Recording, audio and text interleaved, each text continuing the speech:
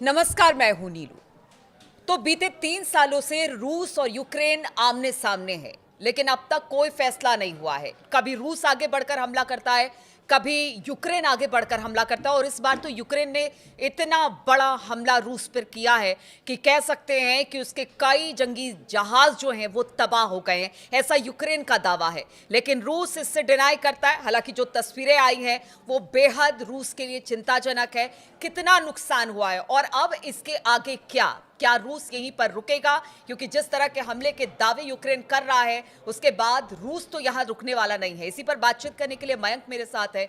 मयंक, जिस तरह का हमला यूक्रेन ने रूस पर किया है, जवाब हमने देखा कि पीछे कुछ दिनों में पुतिन और रूस जबरदस्त तरीके से यूक्रेन पर हमला कर रहे थे, लेकिन अब बड़ा हमला करके यूक्रेन ने यह बता दिया है कि वो भी पीछे नहीं है। लेकिन इसके बाद सबके मन में सवाल यही उठ रहा है कि पुतिन यहां पर तो चुप नहीं रहेंगे। अब आगे क्या देखते हैं आप? देखिए, सबसे पहली बात तो कि रूस पे ये रूस के इतिहास में ये सबसे यूएसएसआर को भी अगर हम शामिल कर लें इसमें, तो ये रूस के इतिहास का सबसे बड़ा अटैक है। इसमें 5 एयरबेस पर ये हमला हुआ है और इस हमले में 41 फाइटर जेट्स जल के तबाह हो गए हैं मतलब रूस सेकेंड के। वर्ल्ड वर्ल्ड वॉर के बाद शायद इतना बड़ा नुकसान एक बार में रूस को पहली बार हुआ है।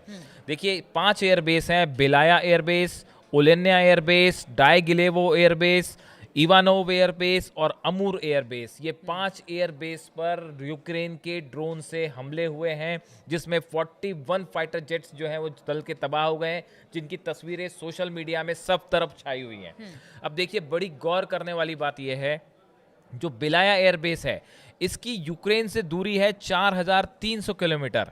ओलेन्या एयरबेस है, इसकी दूरी है 3,674 किलोमीटर। डाइगिलेवो एयरबेस है, इसकी दूरी यूक्रेन से है 2,161 किलोमीटर। इवानोव एयरबेस है, जिसकी दूरी यूक्रेन के सीमा से है 2,000 किलोमीटर। और अमूर एयरबेस है, जिसकी दूरी है 6,000 किलोमीटर। अब आप सोचिए रशिया के कितने डीप इनसाइड ये हमले हुए हैं, पहली बात।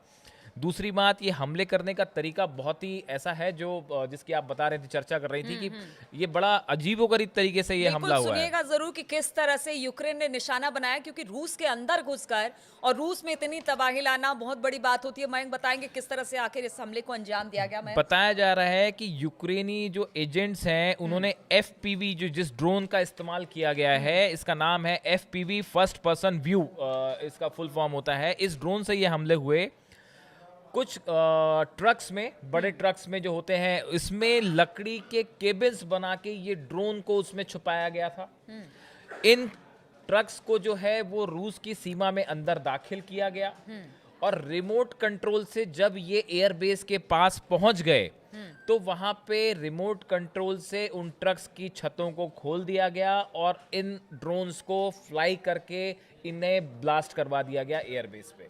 ये अपने आप में बहुत ही नया किस्म का तरीका है। शायद यही वजह है बिल्कुल। और जिसके ये कारण पीछे हम कुछ दिनों में देख रहे हैं कि वॉर के जो तरीके हैं वो लगातार, मतलब दिन पर दिन एक नए चैलेंज को लेकर आ रहे हैं। किस किस तरह से हमले, चाहे वो इजराइल और गजा पट्टी में हम देखें, या फिर अमेरिका का देखें हम हूतियों पर हमला, या फिर इधर अगर रूस और यूक्रेन की बात की जाए, रोज नए तरीके से हमले हो रहे हैं। अब देखिए, ये इसमें 2-3 बातें बड़ी अहम है कि इसमें जो प्लेन दबा हुए हैं रशिया के, रूस के, उसमें A-50 है, TU-95 है और TU-22। ये सब स्ट्रेटेजिक बॉम्बर्स हैं, जैसे B-2 बॉम्बर्स हैं अमेरिका के, उसी कैटेगरी के ये जो बॉम्बर्स हैं जिनको तबाह किया गया है। अब देखिए, अमेरिका की तरफ से ये कहा जा रहा है, इस तरह की खबरें अमेरिका से सामने आई हैं कि करीब 7 बिलियन अमेरिकी डॉलर्स का नुकसान हुआ है रूस को। ये बहुत बड़ा नुकसान है। और खबर ऐसी भी आई कि शायद पुतिन ने बात की है वहां के। देखिए, ये अभी जो खबर है उसके बाद लावरोव जो है रूस के विदेश मंत्री हैं, इन्होंने अमेरिका के फॉरेन सेक्रेटरी ऑफ स्टेट्स जो है मार्को रूबियो, इनसे बात की है। इनको पूरे हमले की जानकारी दी गई है। लेकिन इस बीच यूक्रेन की तरफ से बड़े इंटरेस्टिंग बयान सामने आ रहे हैं। यूक्रेन की तरफ से ये कहा गया है कि हमने हमले के पहले हमले की जानकारी अमेरिका को दे दी थी। ये अपने आप में बहुत बड़ी खबर है। देखिए ये खबर अभी सोर्सेस से आ रही है, यूक्रेन से आ रही है।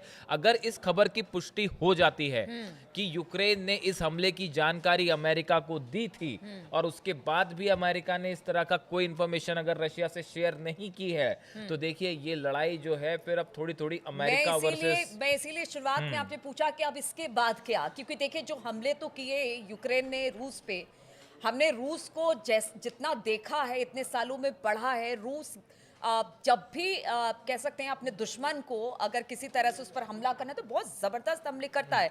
अब इतना बड़ा नुकसान हुआ है तो रूस तो रुकने वाला नहीं है, यानी कुछ तो आगे बड़ा होने वाला है। इस्तांबुल में जो है वो सीज फायर पे बात होनी थी रशिया और यूक्रेन के बीच में, तब वो सीज फायर की बात तो रही एक तरफ। अब तो ये हालात बन गए हैं कि कुछ मतलब एक्सपर्ट्स ये मान रहे हैं कि अगले 24 घंटे में ही आप देख सकते हैं कि कीव पे और यूक्रेन पे बैलिस्टिक मिसाइल से अब तक का सबसे बड़ा हमला हो सकता है। इसमें देखिए ईरान का जिक्र इसलिए हो रहा है क्योंकि हाल ही में ये बात कही गई, ऐसे आरोप लगे कुछ वेस्टर्न कंट्रीज से कि ईरान ने अपनी बैलिस्टिक मिसाइल्स जो है वो रूस को सप्लाई की है। उसी तरह ये भी कहा जाता है कि जो ईरान का शाहिद 149 ड्रोन है, जिसका जिक्र खुद ट्रम्प कर चुके हैं, कह चुके हैं कि बड़ा ही सस्ता और प्रभावशाली ड्रोन है, दे मेक गुड ड्रोन्स, ऐसा कहा था ट्रम्प ने। तो ये माना जा रहा है कि ईरान के जो सप्लाई किए गए ड्रोन्स हैं 149 शाहिद 149 ड्रोन्स, इसका इस्तेमाल भी रशिया कर सकता है यूक्रेन पर हमला करने के लिए। और ये यहाँ से ये युद्ध जो आपका सवाल है कि आगे कहाँ जाता दिख रहा है, देखिए 2-3 पॉसिबिलिटीज़ हैं। पहला तो अब इसमें अमेरिका की भूमिका क्या रहेगी, क्या ये लड़ाई, देखिए कुछ समय पहले, अभी कुछ ही दिन पहले की बात है, जिस तरह से ट्रम्प ने कहा पुतिन के लिए कि पुतिन जो है बेगुनाहों को बेवजह मार रहे हैं यूक्रेन में, और यहाँ तक कि उन्हें क्रेजी तक कह दिया था। उसके बाद जो है वो रूस की तरफ से भी बड़ा सख्त जवाब आया था, तो कि आप आग से खेल रहे हैं। तो देखिए ये अब जो स्थिति है, ये वॉर ऐसा लग रहा था कि सीज फायर की तरफ बढ़ेगा या ये खत्म होने की दिशा में, लेकिन इस हमले के बाद रशिया यूक्रेन वॉर पूरी तरह से टर्निंग पॉइंट है। बिल्कुल मयंक, जिस तरह से अगर ट्रम्प की बात की जाए, जैसे उन्होंने शपथ ली थी जनवरी में, कह दिया था हर जगह शांति चाहते हैं, पीस चाहते हैं, चाहे वो इजराइल हो, गजा हो या यूक्रेन हो, रशिया हो, लेकिन हर जगह हम देख रहे हैं कि स्थिति खराब ही हो रही है। यहाँ से और मतलब जिस पीस की बात को लेकर ट्रम्प आए थे वो स्थिति और बिगड़ती चली जा रही है, यानी वर्स्ट कंडीशन की तरफ आगे बढ़ रही है ये तमाम युद्ध जो चल रहे हैं। इसमें जो है अगले 24 घंटे के अंदर ही आप देखिए कोई बड़ी खबर आने वाली है यूक्रेन और रूस वॉर को लेकर।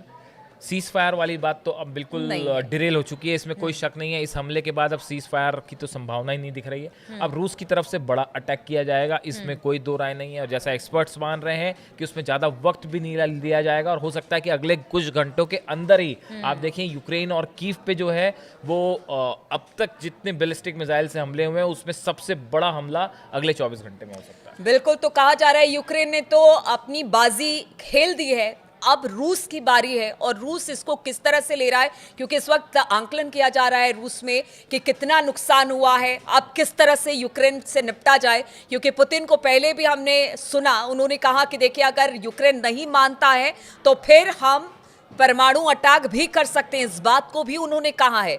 अब जैसी स्थिति बन रही है उसके बाद आगे क्या होगा, इस खबर पर लगातार हमारी नजर बनी रहेगी। आप बने रहिए हमारे साथ।